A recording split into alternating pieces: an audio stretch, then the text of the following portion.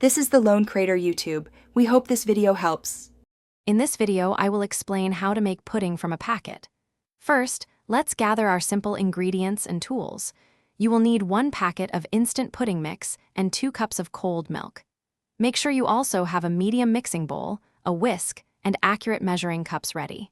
Choosing your favorite flavor is the first step to a delicious and easy treat. Now, let's get to the mixing.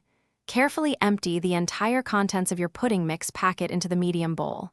Next, pour exactly 2 cups of cold milk into the bowl with the dry mix. It is important that the milk is cold.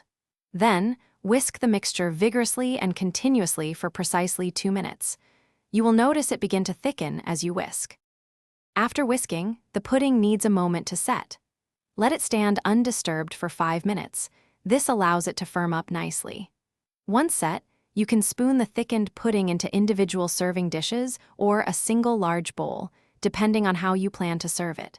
For the best taste and texture, refrigerate the pudding for at least 5 minutes to ensure it is perfectly chilled.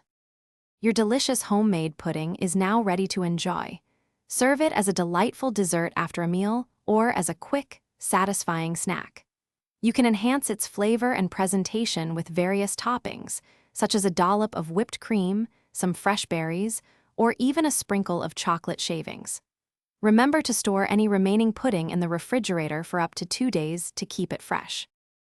Thanks for watching. Consider subscribing if we helped you.